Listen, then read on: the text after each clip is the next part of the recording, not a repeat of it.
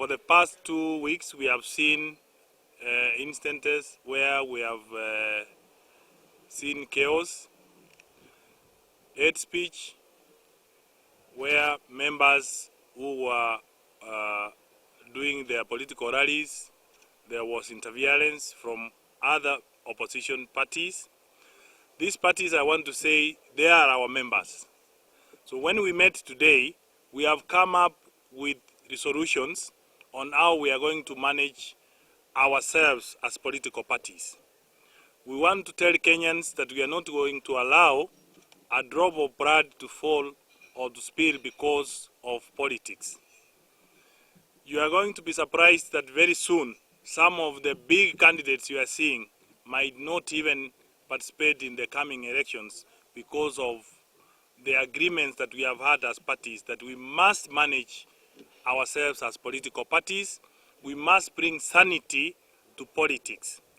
Like in the football game, we are going to introduce red cards and yellow cards, which will be administered by the Registrar of Political Parties, IPC, because IPC is a member of the Political Parties Liaison Committee, which is a tripartite dialogue platform, which brings together all the 73 political parties and IPC and Registrar of Political Parties. So our meeting today, the aim is to make sure that what happened in 2007-2008 does not recur in the forthcoming general election 2022. Main concern today as political parties is what is happening. When we see politicians kama kule Kisii wakipigana, our biggest question is what message are they sending to Kenyans? We are staring at a very, very volatile 2022 election. It is a matter of security concern, and as political parties, we want to make a few demands. One is that our state agencies that are tasked with the issue of ensuring security and peace in Kenya should wake up and stop sleeping. And they should do so without fear or favor, whether because of political persuasions. Tusione ya kwamba, for example, DCI, the IG, Hillary Mutiambai, watalenga mlengo mmoja kwa sababu wanasiasa wote wamekuwa so shameless that they are doing these things in broad daylight and they're inciting communities against each other. So we are asking the state security agencies to take action, to end this thing, to nip it in the bud quite early enough.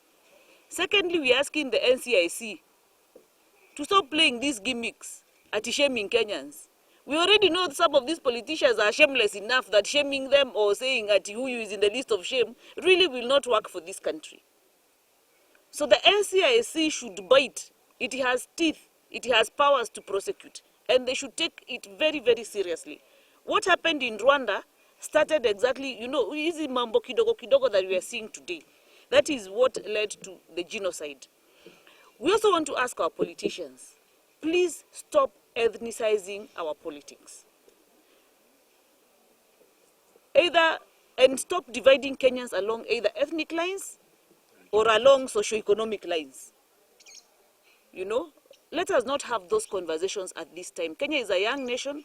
We do not want to see destruction of property. We do not want to see bloodshed. And again, IBC and the Office of the Registrar of Political Parties should crack the whip. Because there is the political party's code of conduct. Wasigoje kuhesabu kura based on the blood that has poured. We want to have a peaceful election as Kenyans, and we want our politicians to behave properly. And that is our call today. IBC and ORPP should crack the whip on political parties, because every political party has a code of conduct. I have called upon politicians. These politicians come from political parties. And therefore, the political party should enforce its own code of conduct. And where a political party fails to enforce its own code of conduct, then the institutions that are mandated to ensure that certain, political parties wafanye vitu kadhaa should now crack the whip as well. Yes.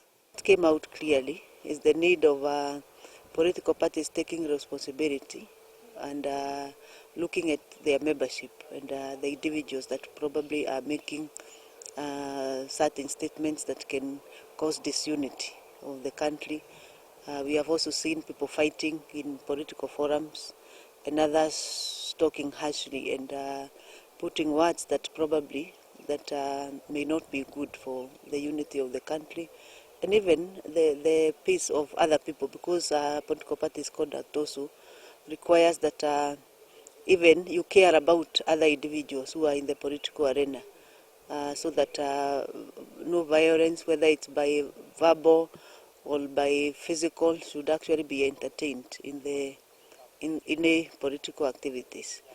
So we really discussed about that, and there was a commitment of the representative of the parties who are here that really they have to look at the issue of the code of conduct. On our part as the Office of Registrar of Political Parties, our interest is to see that political parties engage with a lot of severity. Engagement is around, and there's political space and democracy. But the question of severity and taking care of each other in the political scene and allowing the other people to have an opinion, but with a lot of decorum. So the political decorum and political hygiene is what we are advocating, especially in this particular time. It's the mainstay of how good politics is played and the drive of democracy. Because everybody will have his opinion, and the opinion also will be taken and responded to with a lot of decorum. And political decorum is very important for the survival of the unity and good politics of our country. Being responsible in our talks, in our actions, and how we are treating each other in the political arena as we discuss and have opinion of different issues that we have. Then how we put our language use, our dispensations as attitudes and other issues that advocate for peace. And whichever action somebody takes, he should be thinking about a nation, and the nation that is here to stay, and creating a front that suggests that we are responsible for each other in spite of our different opinions.